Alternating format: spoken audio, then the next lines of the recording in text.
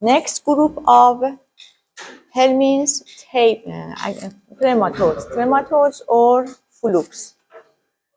Okay, for the diagnosis of the helminths, one of the most important aspects is the size of both adult stage, larva, and egg.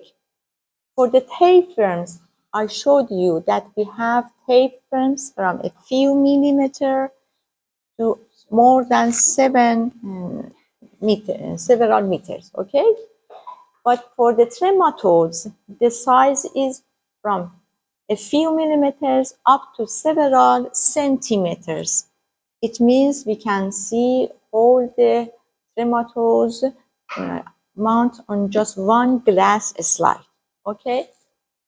They live in either liver, lung, intestine, or blood.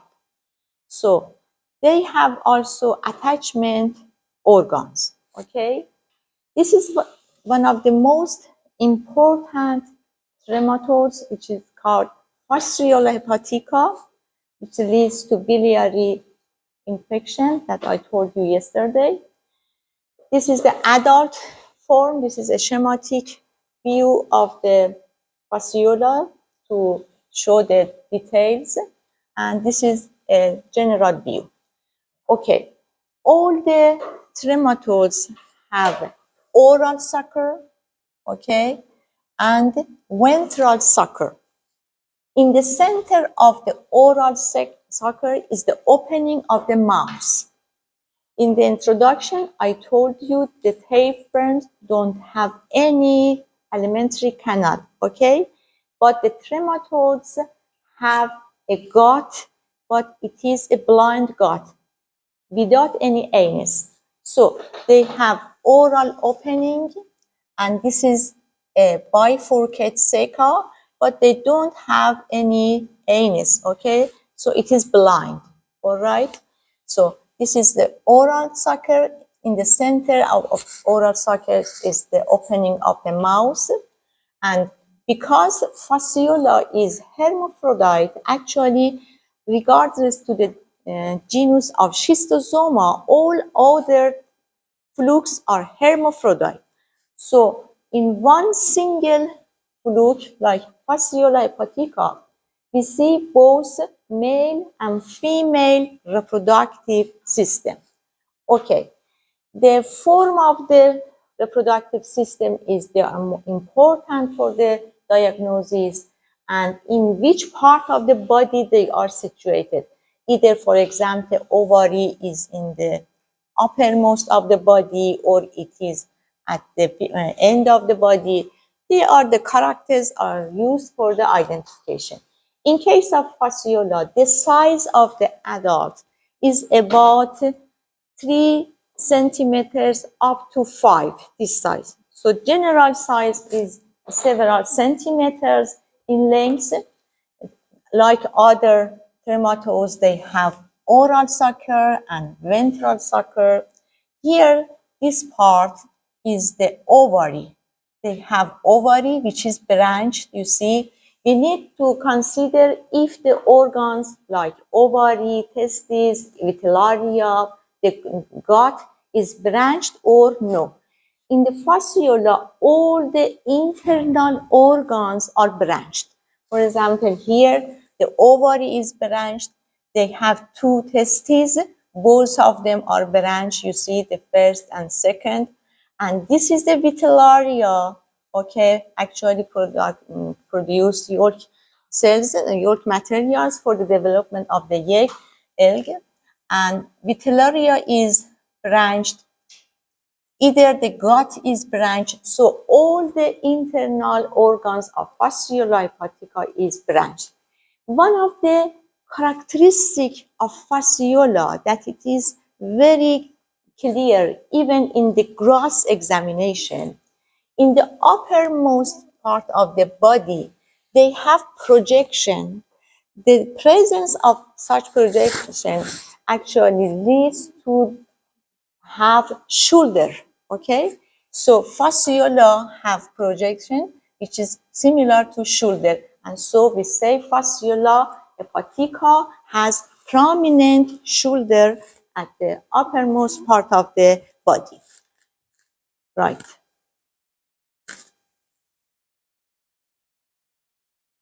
There's another species which is Fasciola gigantica. The geographical distribution of Fasciola gigantica is less than that of Fasciola hepatica. Fasciola hepatica is found in all continents of the world, and it is much more prevalent in sheep, cattle, and herd. But Fasciola gigantica is only in some African countries and in the Middle East. Okay, most of the human cases are related to fasciola hepatica, but with respect to the clinical symptoms, diagnosis, treatments are all the same. When I say treatment is the triclobendazole, it's both for both of them. But for the epidemiological aspect, if they want to know in a specific area which one is actually more prevalent, DNA sequencing can help. Based on the morphology, Fasciola gigantica, as you see, it is larger. Fasciola gigantica is larger than that of Fasciola hepatica, and the size can be even more than 7 centimeters in length. Okay, the shoulders are not as prominent as that of Fasciola hepatica.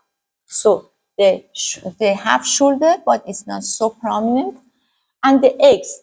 The egg of Fasciola gigantica is slightly larger than the egg of Fasciola hepatica. Okay. In the stool examination of infected animals and also in human after 3 and 4 months, we can find the egg in the stool. Okay. The egg of Fasciola species are among the largest egg in the trematodes.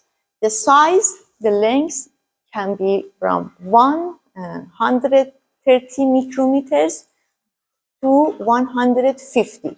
In case of Fasciola gigantica, it is a bit larger. When the eggs are shed through the adult fluke, it is very important to consider if after the shed they have a miracidium or no. For Fasciola species, when the eggs are released, they don't have completed developed miracidium. Actually, they need to spend some time in the water in optimal condition. It takes about 2 or 3 weeks for the development of miracidia. So when we look in the fresh stool examination, we don't see the miracidium. There's just one small ovum. And they have opercule. Opercule is not always prominent. Just when the miracidium wants to get free, the opercule is opened, and as I showed you yesterday, they can get free and swim in the water. This is the miracidium. Actually, miracidium is ciliated to help the parasite to swim in the water. So, in the egg of Fasciola, you need to consider the big size, the oval shape, and presence of the opercule. All the trematodes use snails as intermediate host, but each one has its own specific genus of snails. In case of Fasciola, the species is in the family of Limniidae. When we say IDAE, it means family. For the parasites or any other organism, IDEA means family. Limniidae, it means any species included in this family. But one of the most important genus is Limni or Galba truncutola, like this one. Okay. We have the snail and also the shell. The shell is very important for the diagnosis of the snails. Is it the coin shaped or no? It is important, and opening of the opercule is important. if we consider a line here, okay, this is the opening of the opercle. The opening is at the right side. You see? It's at the right side. In order to remember if is it at the right side or left, we can say limni, limni L, and this is like L. Okay? If you consider a line here and the opening of the aperture, it is L form, and it is the same as L in the beginning of the name. So we need to consider the shell. This is just the shell. This is the whole snail, and this is just the shell. The shell of the limnide have actually, and they are cone shaped. Most of them are either cone shaped or disc shaped. In this case, it is cone shaped, and this is the aperture. Aperture is at the right side of the body of this shell. All right.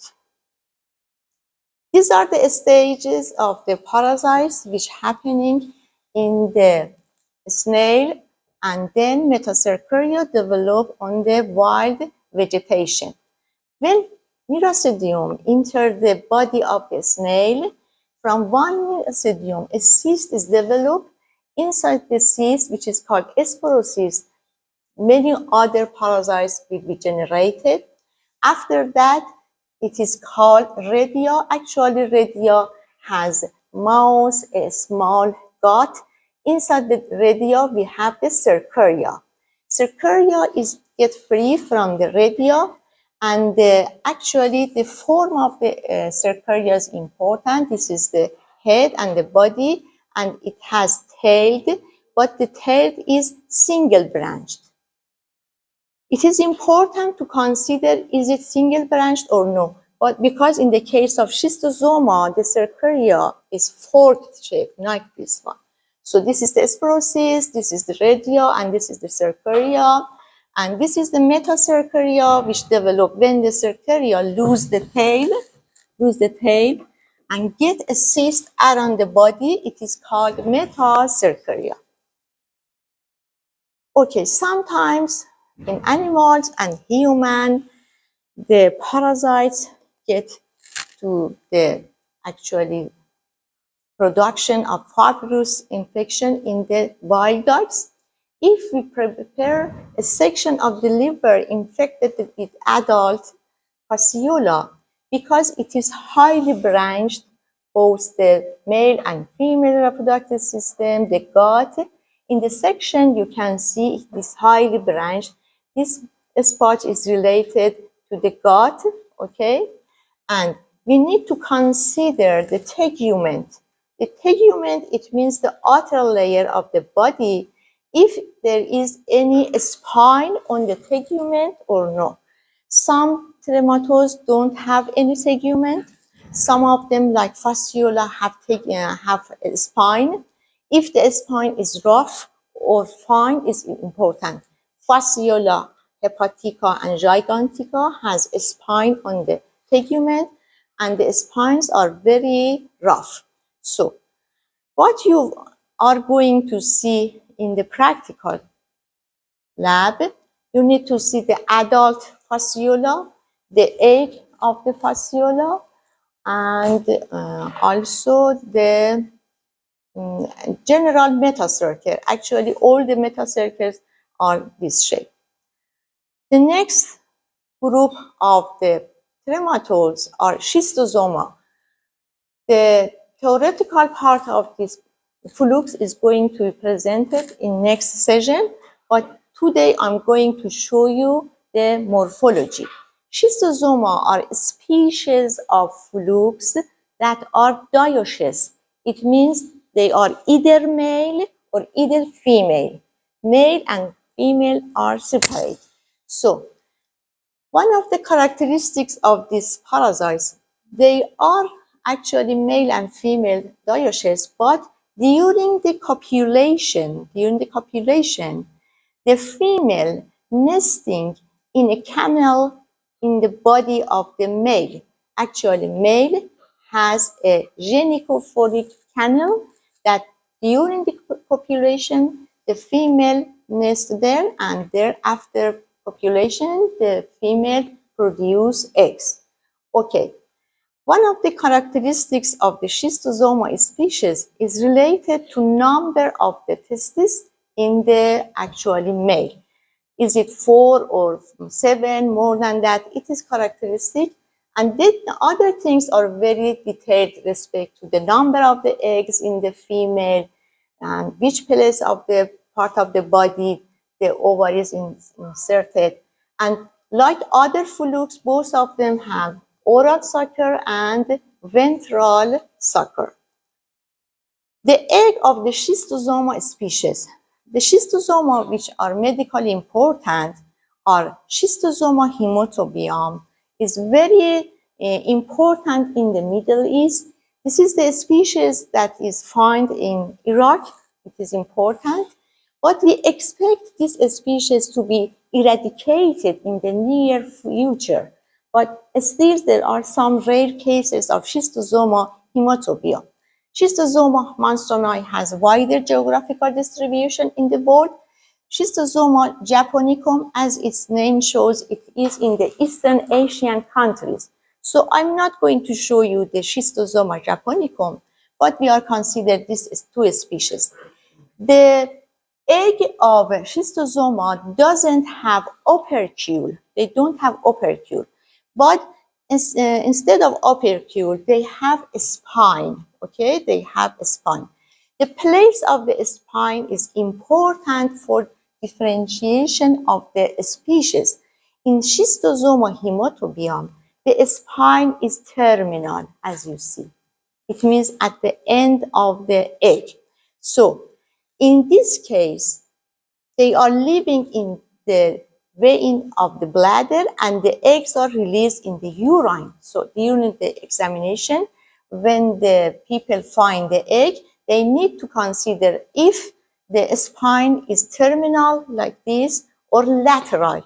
For case schistosoma mansoni, the egg is lateral and actually and at the end the spine is lateral. Inside the eggs, there's miracidium. So we need to consider the spine. Is it the lateral or at the end? Okay. For schistosoma hematobium that I said is important in Iraq. So we need to consider actually the spine and the size of the schistosoma eggs are large, like this one. It is more than 100, it's about 110 to 173 micrometers. Inside the eggs, we can see the miracidium, and this is the terminal spine. This is the both male and female. This is the female and this one is the male. Here I want to show you the characteristic features of the male. This is the oral sucker, this is the ventral suckers, and these are the testes. 1, 2, 3, 4. The number of testes in male of schistosoma hematobium is 4. It is characteristic. But in case of schistosoma mansoni, they are more than 7. Okay, very clear. This is the cercaria.